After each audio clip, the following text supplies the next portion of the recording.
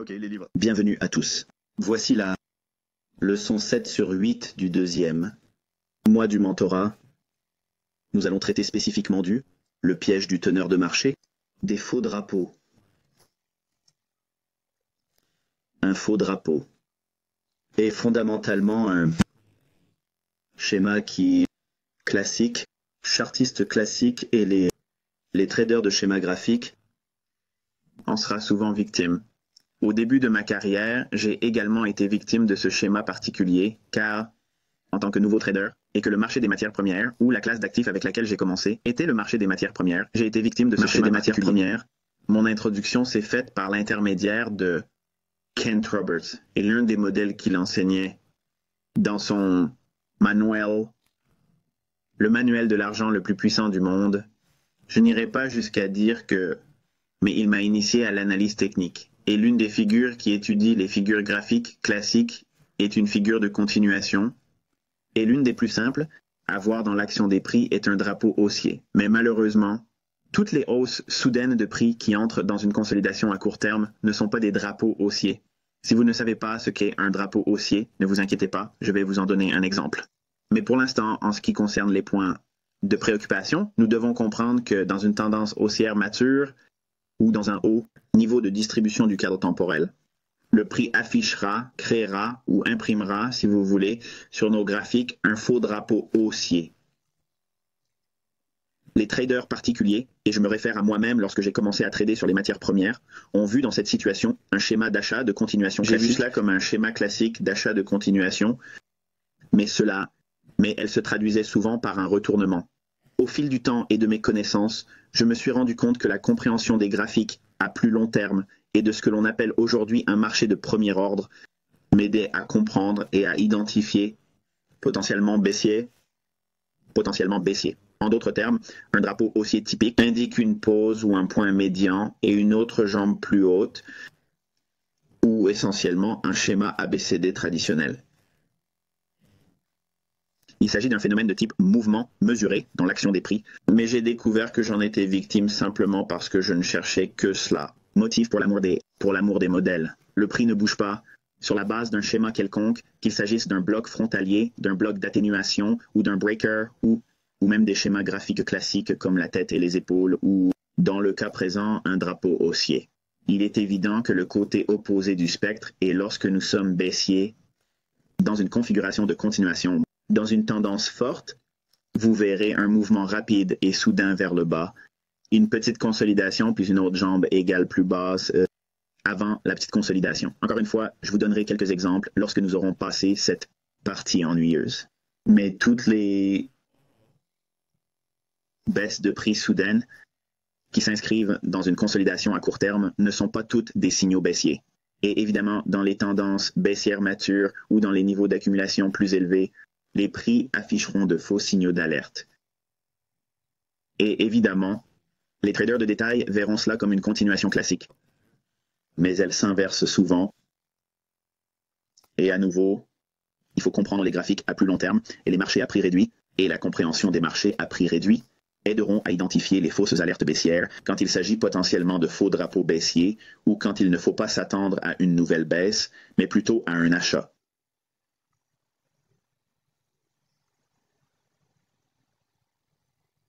Pour ceux qui ne savent pas ce qu'est un drapeau baissier ou un drapeau haussier, il s'agit d'une représentation graphique sur Bull Flag et c'est l'un de ceux qui sont apparus avec lequel je suis d'accord en termes de ce qu'il explique sur la façon dont l'action des prix doit être perçue. Généralement, vous verrez une jambe de prix à la hausse, puis il y a une petite consolidation. Cette consolidation peut être latérale, ou dans ce cas, elle peut être légèrement inclinée vers le bas, puis tout d'un coup, il y aura une nouvelle impulsion à la hausse qui sera égale à la première impulsion. Impulsion, tirer le swing vers le haut, afin d'obtenir un mouvement mesuré. La raison pour laquelle on appelle ces figures des drapeaux de taureau est que la première jambe de hausse du prix, qui serait considérée comme la hampe du drapeau, d'accord, c'est la raison pour laquelle elle a été nommée ainsi, et ensuite la partie du drapeau, et cette petite consolidation qui s'incline vers le bas, et vous mesureriez cette hampe de drapeau sur la première jambe de hausse, puis vous l'ajouteriez au mouvement de sortie de la consolidation, et vous obtiendriez votre mouvement mesuré.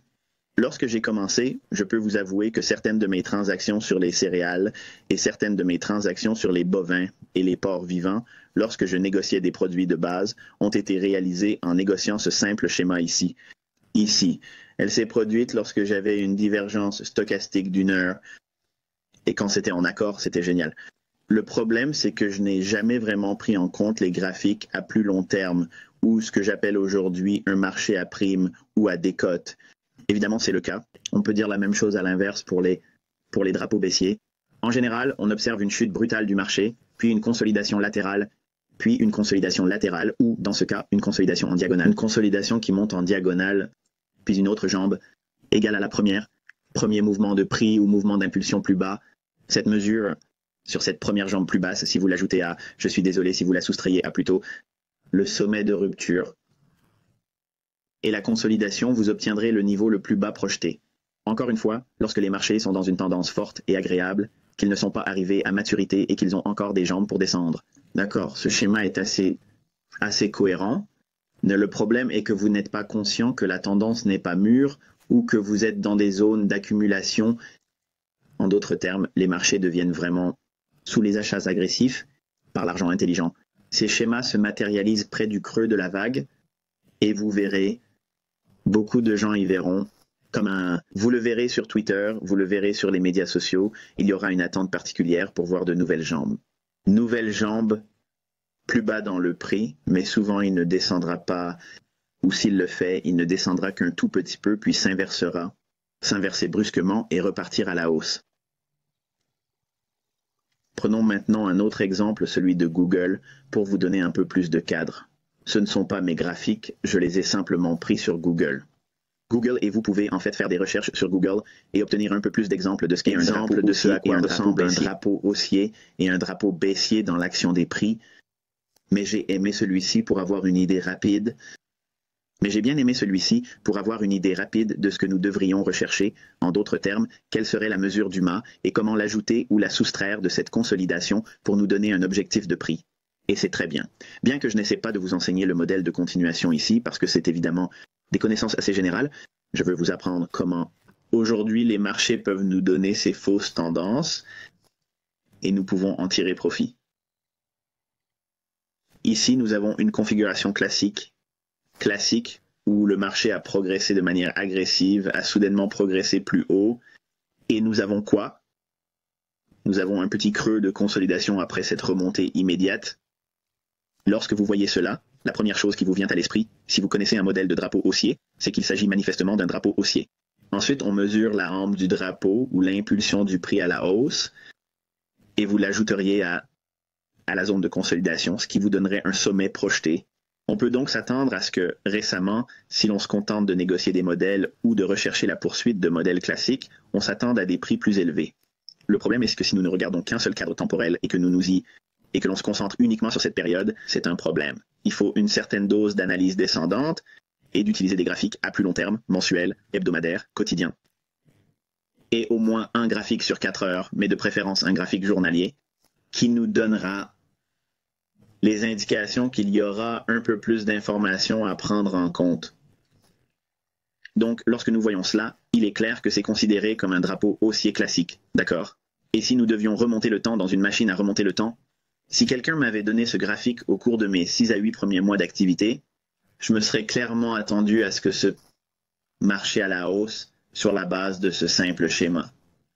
Malheureusement, comme je l'ai déjà dit, lorsque j'ai commencé à trader, tout était dans un marché haussier. Et je ne peux comprendre que l'achat à bas prix et la vente à haut prix. Je n'ai jamais compris le concept de vente à découvert. La première année, je n'ai pas pu le comprendre. Je n'étais donc qu'un acheteur. Mais je peux vous dire que, en tant que nouveau trader dans ma première année, j'aurais regardé cela et considéré cela comme un drapeau haussier. Le problème, c'est que c'est ce qui finit généralement par se produire. C'est pourquoi nous voyons donc clairement que ce drapeau haussier était à l'opposé. Il ne nous a pas donné progression vers le haut. Tout ce qu'il a fait, c'est dépasser une zone de consolidation précédente. Consolidation. Jetons donc un coup d'œil sur cette zone spécifique et ce qui s'est passé en coulisses et qui a conduit à ce renversement général des prix. Ok les amis, regardons de plus près ce faux drapeau. Faux drapeau.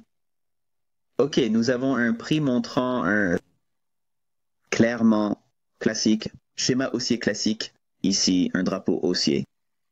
Mais pourquoi ce marché s'est-il effondré de la sorte? Pourquoi n'a-t-il pas continué et n'a-t-il pas fait une jambe égale vers le haut, ici, en ajoutant au mouvement vers le haut? Pourquoi n'avons-nous pas obtenu une hausse mesurée? Et encore une fois, pourquoi le drapeau haussier a-t-il échoué? Eh bien, examinons les choses d'un peu plus près et concentrons-nous d'abord sur les corps des bougies et sur l'action des prix. Tout d'abord, oublions la mèche pendant une seconde. Ok, et nous allons regarder principalement le corps de la bougie, juste ici. Comme le prix a chuté plus bas, nous nous sommes redressés, nous avons essayé d'aller un peu plus bas encore, et finalement nous avons traversé. Tous ceux qui négocient des drapeaux haussiers auraient été ravis de voir ce mouvement sortir de l'ornière. La seule chose qu'il a fait, c'est de s'échanger juste au-dessus, ce vieux sommet. OK. Si nous devions utiliser cette zone juste ici, nous allons la noter. Et l'ombrer avec une zone pour la mettre en évidence. Et nous allons aller sur un graphique journalier. D'accord. Nous avons le graphique journalier ici. Et ce que je veux que vous regardiez, c'est que nous avons une fluctuation de prix à partir de ce sommet vers le bas. Et ensuite, nous avons un retracement vers le haut. Alors que le prix montait dans cette zone ombrée en bleu, nous avions un cadre temporel de 15 minutes. Vous êtes à l'intérieur de cette grande bougie ascendante, qui est une bloc d'ordre baissier. Et nous avons également, si nous prenons notre fibre et que nous la traçons du haut jusqu'au plus bas, juste ici, c'est-à-dire juste avant la hausse du prix, nous pouvons clairement voir que nous sommes dans une zone de distribution, ce qui signifie que nous sommes dans une zone de prime. Donc tout au long de cette zone, le marché est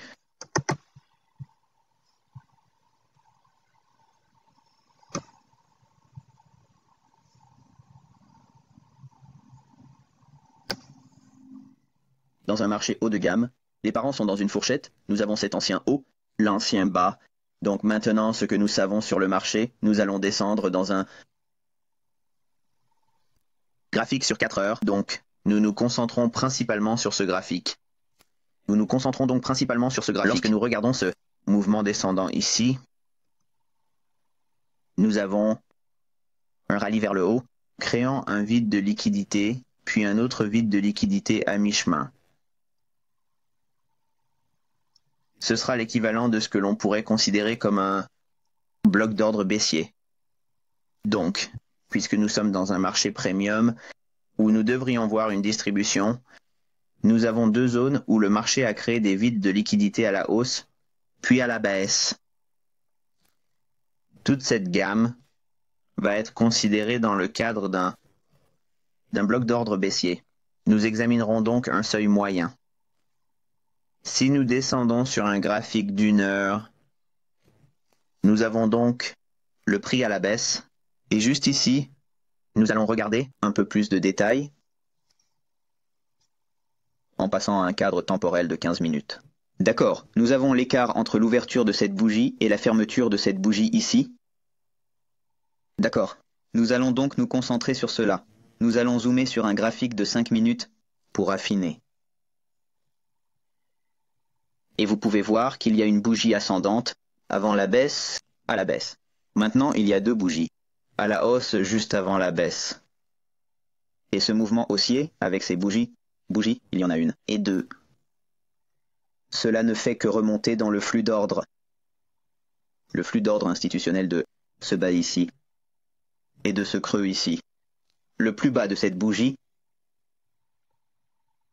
arrive à 77,14.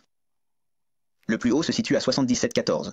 Il y a donc eu un vide de liquidité ici par rapport à ce qui était offert. Le marché était. Les prix affichés à la hausse sont plus élevés pour les acheteurs. Pour les acheteurs, quand il est descendu à travers, ils l'ont offert une fois de plus ici pour être vendu en remplissant cette fourchette. Donc, à partir de ce creux, traversez cette bougie. Et vous verrez qu'en fait, le cours de L, EPTA, a rempli cette fourchette. Donc, nous avons une, deux bougies. Si l'on prend ces deux bougies et que l'on mesure cette fourchette du corps, bas au haut du corps entre les deux bougies, vous obtenez l'équilibre ici, c'est-à-dire le niveau que j'ai mis en évidence, qui est également le bas de la dernière bougie ascendante sur une période de 5 minutes. C'est pourquoi ce niveau se trouve ici. Ok, donc, en ayant ce niveau, et aussi j'encadre ce sommet de l'oscillation ici, nous avons donc un petit écart de juste valeur ici. Vous pouvez voir le prix créer ce drapeau haussier potentiel ici, et il commence à monter. Mais que fait-il vraiment? Il ne fait qu'effacer les corps des bougies ici. Et cette grande mèche que nous avons vue sur une période de 15 minutes n'est pas du tout prise en compte. Mais lorsque le prix commence à s'effondrer, tout ce que nous avons à faire est de revenir en arrière et de regarder l'action du prix ici. Regardez les bougies ascendantes. Les bougies ascendantes commencent avec leur corps et leur mèche sur l'extrémité inférieure. C'est là que se trouve toute la sensibilité à la vente à découvert. Ainsi, lorsque nous arrivons dans des zones de forte distribution comme celle-ci et que nous observons un rapide rallye vers le haut et une consolidation ou une légère baisse, ce qui ressemblerait à un drapeau haussier, nous ne voyons pas cela comme un scénario haussier. Ce que nous faisons, c'est que nous cherchons à créer une fausse mouvement et qu'il se brise à la baisse.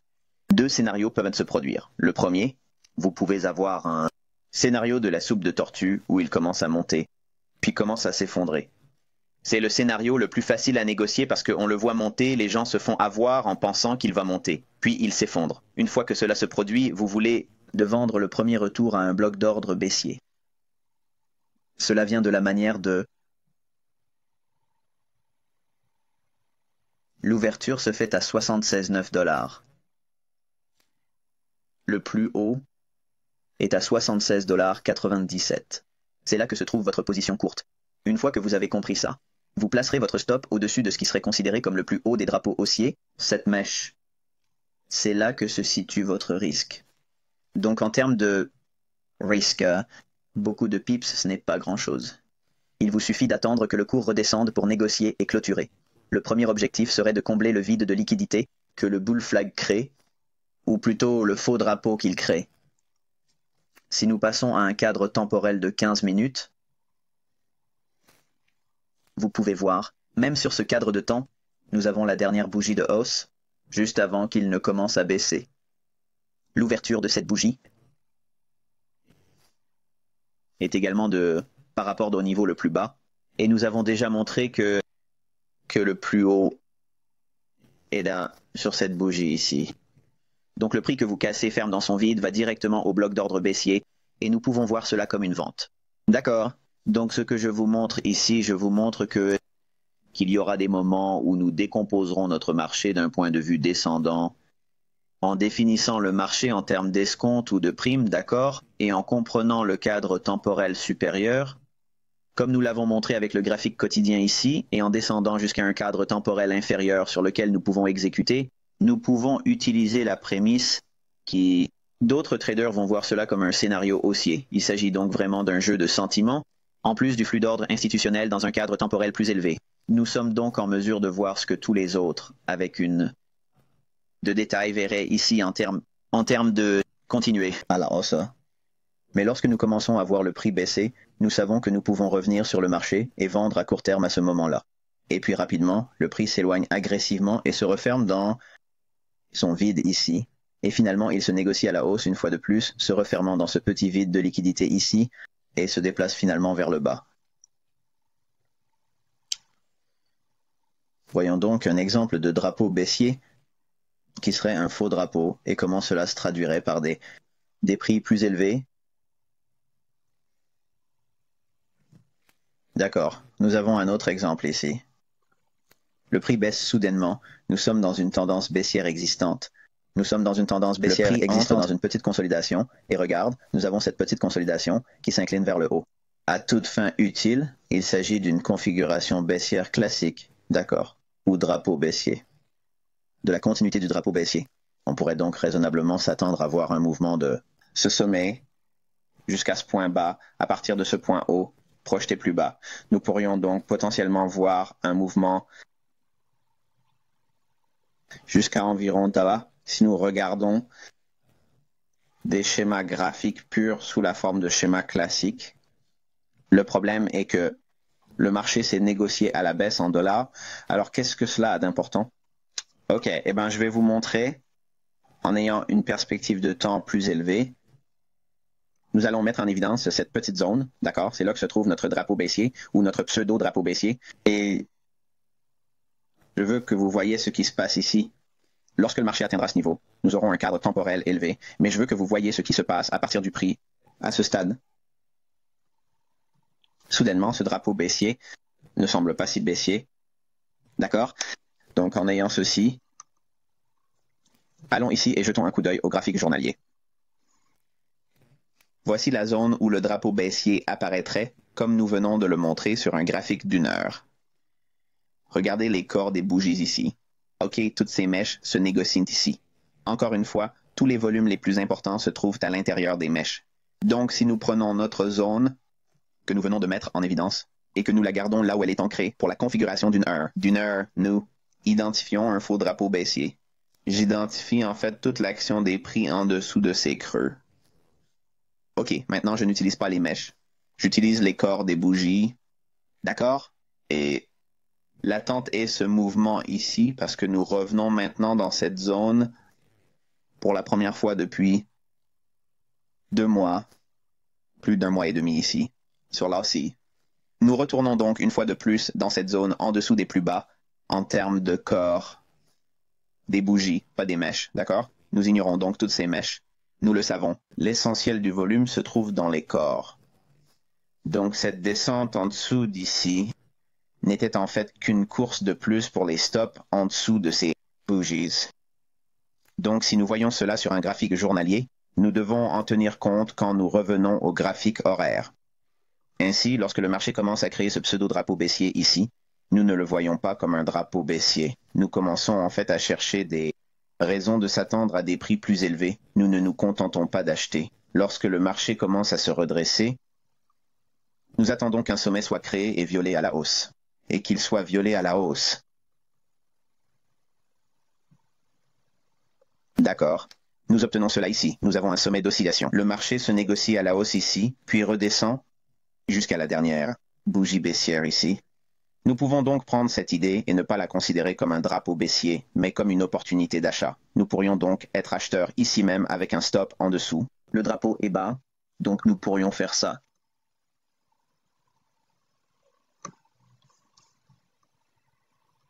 Votre stop se situerait en dessous. Vous prenez une position longue à 74,70. Nous l'appellerons 74,70. Et l'attente serait que nous recherchions un remplissage de la fourchette de toutes ces bougies à baisser. Donc nous chercherions un objectif de hausse. Ici, le corps de la dernière bougie à la hausse. Et ensuite nous chercherions les stops au-dessus de ces sommets égaux, ce niveau propre ici. De plus, nous avons un autre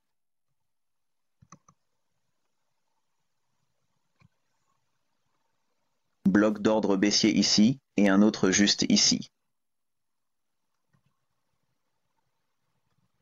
Ensuite, nous avons à nouveau des sommets égaux, et c'est ce que nous pourrions rechercher. Pour un pool de liquidité, et nous pouvons un autre objectif si l'on veut chercher une solution à long terme, un scénario à très long terme. À long terme. D'accord. Donc à l'avenir, le prix réagit à ce niveau plutôt bien, revient un peu de retracement juste pour alimenter plus d'achat ici. Le prix augmente, balaye ces sommets égaux ici. Donc ces sommets ont été effacés. Le sommet de cette bougie sur cette bougie est à 2 dodo. Le haut de cette bougie ici est à 2 dodo. Le sommet de cette bougie ici est à A, da, da. Nous avons donc supprimé ces stops ici. Ici, c'est pourquoi nous avons vu un peu de rejet ici. Et finalement, nous voyons le prix se redresser dans la fermeture de ce gamma ici. Et ensuite dépasser son plus haut, et la prochaine zone de liquidité serait ce pool de liquidité ici. Ici, une petite consolidation, encore une fois, puis finalement, voir cette remontée dans ce rejet ici. Il y a donc ce bloc d'ordre baissier que nous avons finalement examiné, et il l'a balayé aussi, et finalement, juste pour faire bonne mesure, il a effacé les anciens sommets ici. Ok, donc ce n'est pas le fait que nous cherchions des schémas de char. Ok, et surtout si l'idée de de chercher une continuation, eh bien, en fait, je viens de faire défiler. Je n'ai même pas réalisé, mais nous en avons une de plus ici. OK, le prix se négocie à la baisse, crée une petite consolidation légèrement plus élevée. Qu'est-ce qui serait considéré comme cela? Un drapeau baissier. D'accord. Ce que nous allons faire, c'est attendre qu'un sommet soit violé. OK.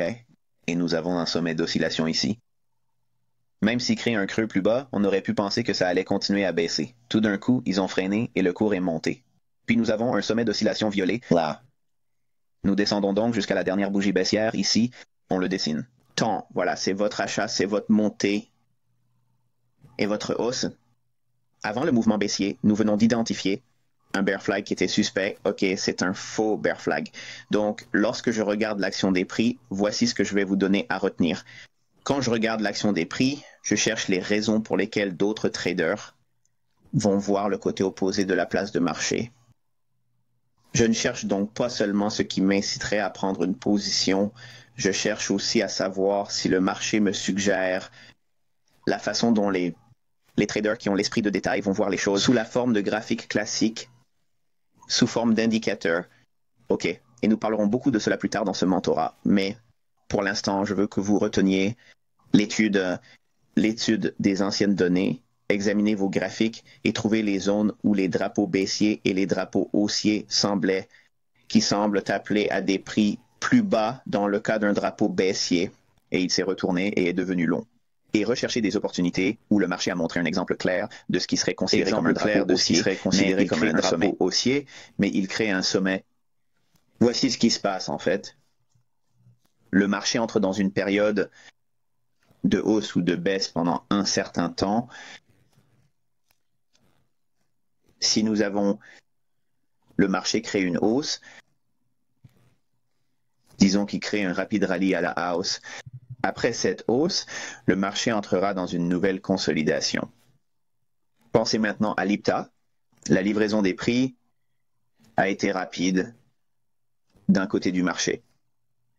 Le marché va donc entrer dans une phase de consolidation. Il va faire une pause pendant quelques périodes. Et cette période sera relative à ce qu'il doit faire. On ne sait jamais exactement combien de temps durera cette période. Et une fois de plus, j'ai déjà prouvé que nous nous en moquons. Nous allons simplement attendre les indications. Le marché va vouloir atteindre un niveau spécifique de com. Au-dessus du marché ou en dessous du marché.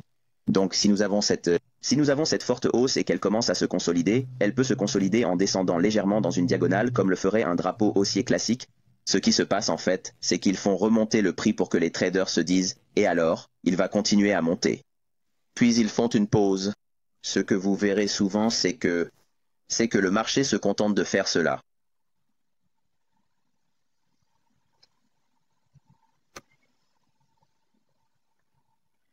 Il se contente de faire un léger court terme, plus haut à court terme, puis s'effondrer. C'est la base de la soupe de tortue. Et c'est ce que vous voyez ici. D'accord? Nous avons une consolidation ici. Le prix augmente et ensuite il tombe à travers. D'accord? Le scénario est illustré ici. Le prix baisse, c'est consolidé, il descend plus bas, donc ce serait comme ça.